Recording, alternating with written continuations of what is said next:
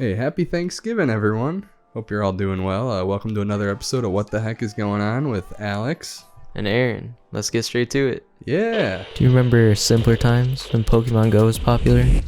The time of my life, baby. Everyone was going outside. It felt like the peak of human existence. It's the peak of my existence. Well, Niantic, the augmented reality platform that developed Pokemon Go, has actually raised $300 million from an investor called Kochu. I don't know how to say that, but they're valued at $9 billion. They're using it to build what they call the real world metaverse.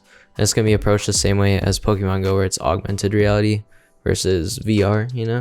John Hank has referred to the metaverse, at least the one that renders us bound to the VR headsets, like in Ready Player One, if you've seen that. Great movie. As a dystopian nightmare. Unlike Facebook, which changed its company name to Meta to signal its investment in VR technology, Niantic wants to develop technology that brings people closer to the outside world. Which actually, it's similar to Pokemon Go, where it draws people outside and stuff. Yeah, I just don't... What's gonna be like the draw? Well, the thing is, a big draw of it is that VR headsets are not that accessible to everyone yet, right? Like, you don't own one, I don't own one, but they're planning to do this through smartphones, which everyone has these days. So you're just gonna be going around doing one of these all the time, Not on you're gonna be doing one of these. At Niantic, we believe humans are the happiest when their virtual world leads them to a physical one. Unlike a sci-fi metaverse, a real-world metaverse will use technology to improve our experience of the world as we've known it for thousands of years. So taking shots at Facebook. Exactly, yeah. Just saying that they're doing it through AR instead. And like I said, with the accessibility thing, more people have access to smartphones. And stuff. I think I kind of get what they're saying. Because that whole metaverse thing was like, you could meet up in VR with people and hang out. This would be like this doing is more that an experience like through on your phone. Yeah. You'd be like looking at your phone and your little friend would be sitting over there like, hey. Exactly. Niantic is building a platform for AR based on a 3D map of the world that we believe will play a critical role in the next transition in computing, said Matt Mazzeo, a general partner at Kochu. We are excited to partner with Niantic because we see this infrastructure supporting a metaverse for the real world and helping to power the next evolution of the internet. I hope it's good. It sounds fun, maybe. Yeah, Pokemon Go is pretty good. Pokemon Go, but it was a cold, rainy day on November 21st, 2021. The 4-11 Detroit Cade Cunningham Pistons versus the disappointing 8-9 LA Lakers was going on that day. Nobody expected much from that game. I sure did. Boy, did it deliver. In the third quarter, LeBron James and Isaiah Beef Stew Stewart got into a small brush up because LeBron James gave Beef Stew a little punch.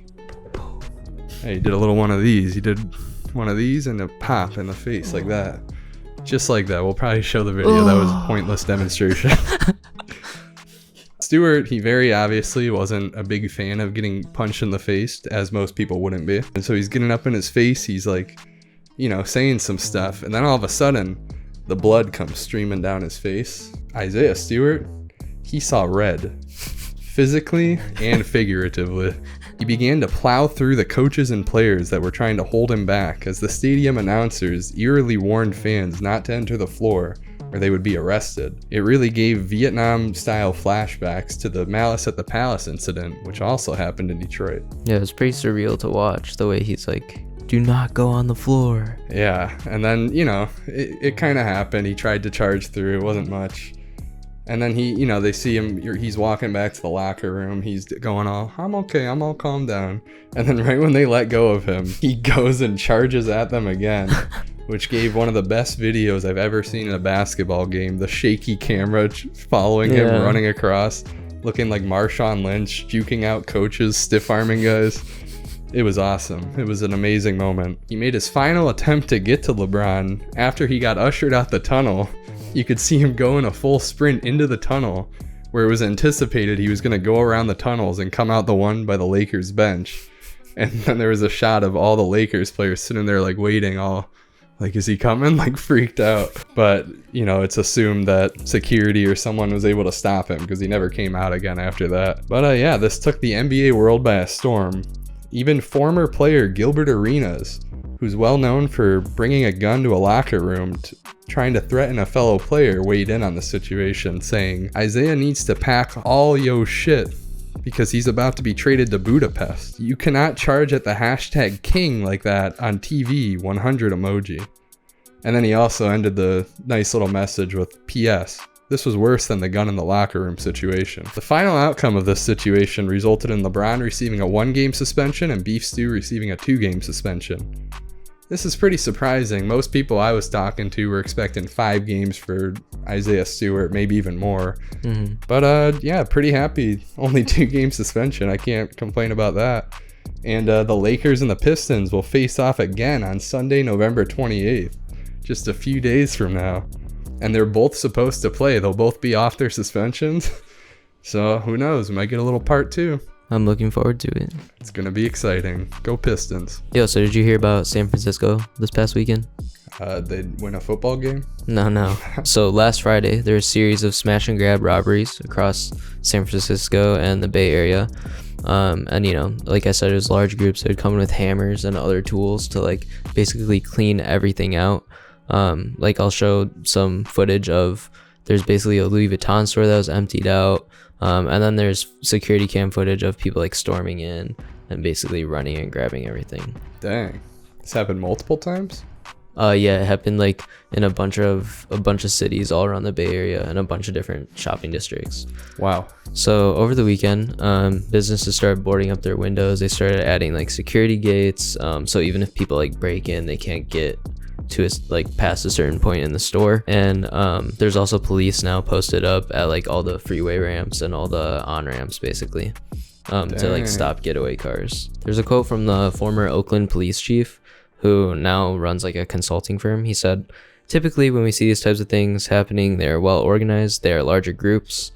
This has to be a regional approach, right? It's not just San Francisco, Walnut Creek, Oakland, it's everywhere." To kind of back that up, Walnut Creek police on Monday announced that the dozens of looters who rushed the Nordstrom on Saturday night made off with between 100 grand and 200 grand worth of merchandise. Which, like, total? Yeah, total. And I mean, dozens of, that's like a lot per person though. That's like 10K a person, you know? It's not clear whether there's a connection yet between all these seemingly random smash and grabs at a bunch of stores. With that one quote about social media and stuff, it seems like it could be somewhat organized. Yeah, I wouldn't even be surprised with something just like loosely organized over social media or whatever. Yeah. It's not like the classic like, or it's just some kingpin? It's like some popularized method right now. Maybe. Yeah, that's what I would assume. Yeah. Now that you say that, actually. All right, so Matthew Judon, New England Patriots linebacker, was asked by a reporter during a press conference about what his favorite Thanksgiving dishes were.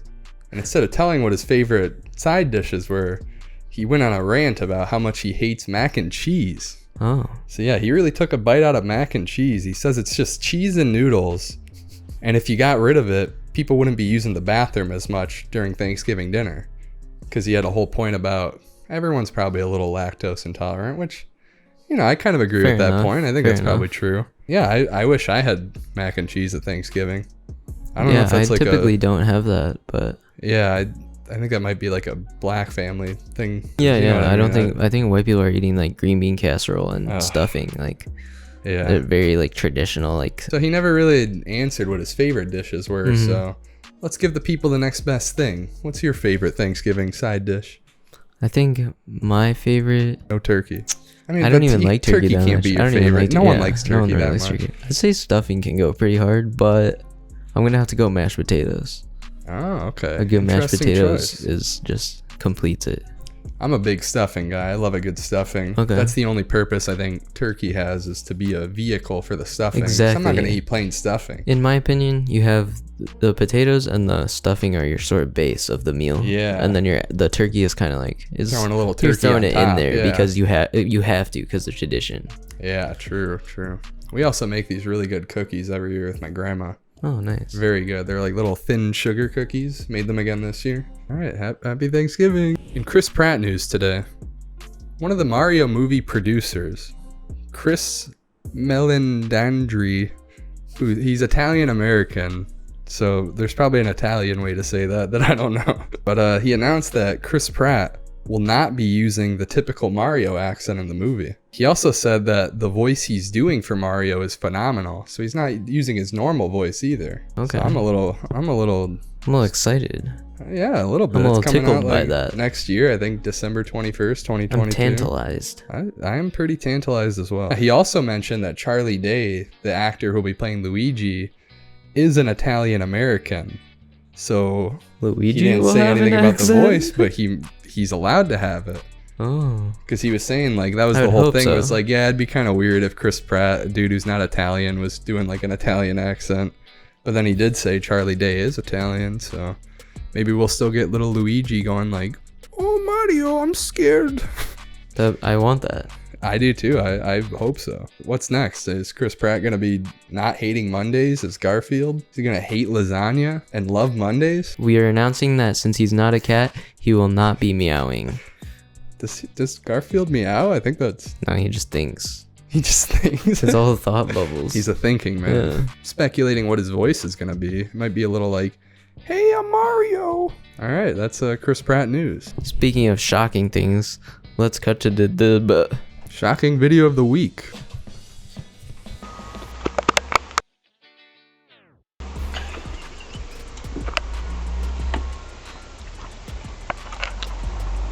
Whoa, did you see that? Whoa. That was crazy. Shocking. Damn. The ass about to go fa-fa. I'm a roller with you smoking that Zaza. Big shots gon' make him do the cha-cha. Big shots, little bitch, that's 3-star. I'm with the gang,